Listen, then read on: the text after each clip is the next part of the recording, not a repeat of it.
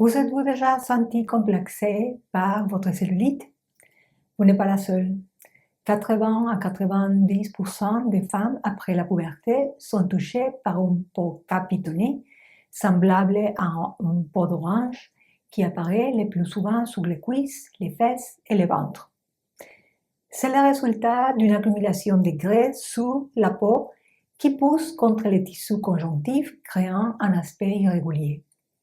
Ce n'est pas considéré comme une maladie, mais comme un problème esthétique, et sa structure n'est pas entièrement connue. Mais cela montre clairement qu'il y a un déséquilibre. Même si, en disant cela, je risque déjà de me faire lyncher.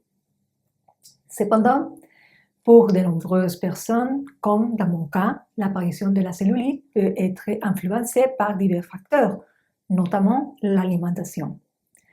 Pendant une période où je suivais un régime végétarien strict, j'ai remarqué que j'ai commencé à développer de la cellulite. C'est alors que j'ai réalisé l'importance d'ajuster ma consommation de protéines complètes dans les proportions adéquates par rapport aux autres macronutriments et en fonction de mon niveau d'activité physique. Bien que chaque corps est différent, parfois des petits changements dans les modes de vie peuvent avoir un impact considérable sur notre apparence et notre bien-être.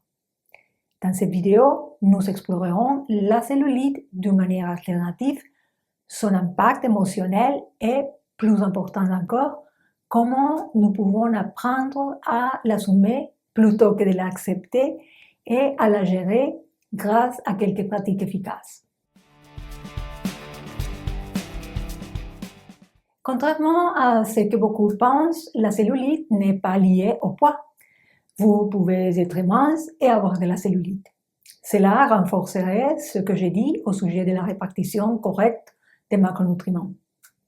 Dans d'autres cas, on évoque la génétique et l'influence des antécédents familiaux sur la prédisposition. Mais j'oserais ajouter que c'est surtout les habitudes alimentaires pratiquées dans la famille qui, contrairement à autrefois, ne correspondent pas à notre mode de vie actuel. C'est plutôt les fluctuations de niveau d'estrogène, le manque d'adiponectine et d'autres déséquilibres hormonaux qui peuvent jouer un rôle important dans le développement de la cellulite. Même si vous surveillez votre alimentation et que vous êtes actif.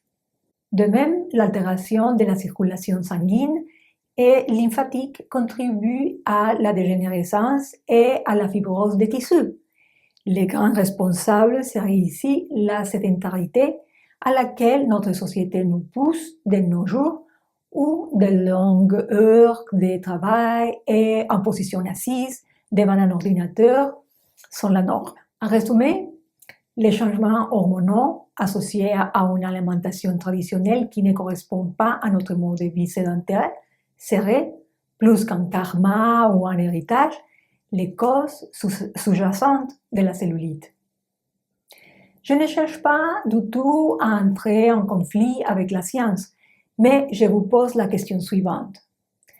Avez-vous déjà vu les concours de Miss Olympia? Aucune de ces femmes n'a de cellulite, n'est-ce pas?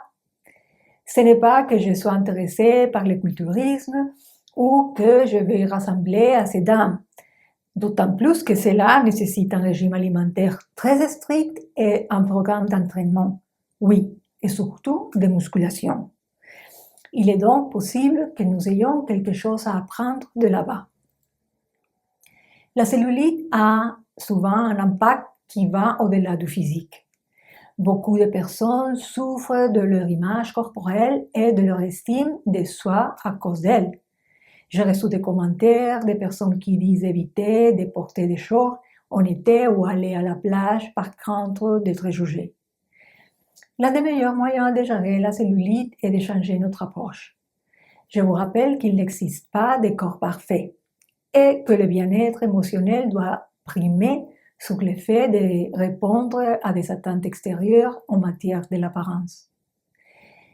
Les personnes qui nous aiment nous acceptent avec ou sans cellulite, avec un œil qui louche, des rides ou quoi que ce soit d'autre. car après tout, elles sont avec nous parce que nous les rendons heureuses. Cela peut sembler encourageant, mais vous me direz que c'est toute notre histoire lorsque vous vous regardiez dans le miroir. Je le sais. Une partie du bien-être passe par le miroir qui nous renvoie une image positive. Selon la science, la cellulite ne peut être complètement éliminée par le seul biais d'un régime alimentaire et d'exercice physique, mais il est possible de réduire considérablement son apparence et d'améliorer la santé de la peau et des tissus. Cependant, je pense un peu différemment. Et si vous êtes déterminé à éliminer ou au moins à réduire la cellulite de votre corps, vous pouvez essayer les stratégies que je suggère brièvement ici et que vous trouverez en détail dans mon article dont je vous laisse les liens dans la description de cette vidéo. Après, vous pourrez me dire si elle fonctionne ou non.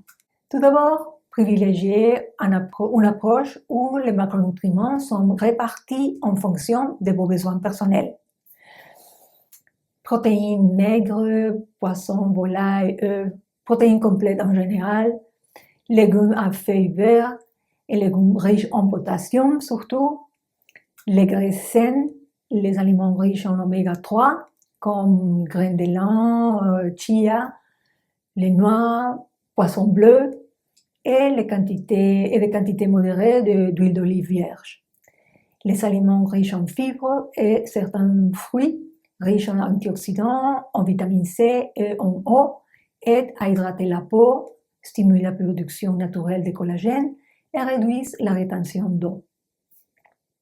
À limiter ou à éviter plutôt les graisses saturées et trans, les sucres raffinés et les féculents, les sels de table, l'alcool et les aliments transformés tels que les pommes frites et tous ces denrées alimentaires emballées.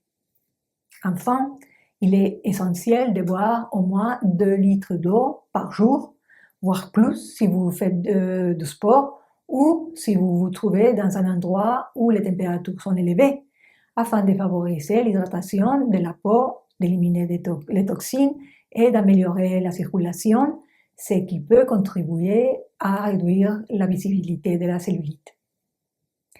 Faites-moi part de votre expérience avec la cellulite et de votre avis sur ces approches dans les commentaires. Si vous avez aimé cette vidéo, cliquez sur like. Abonnez-vous à ma chaîne en cliquant sur le bouton rouge et activez la petite cloche pour recevoir des notifications sur les contenus que nous publions ici sur l'art de se soigner soi-même. À bientôt!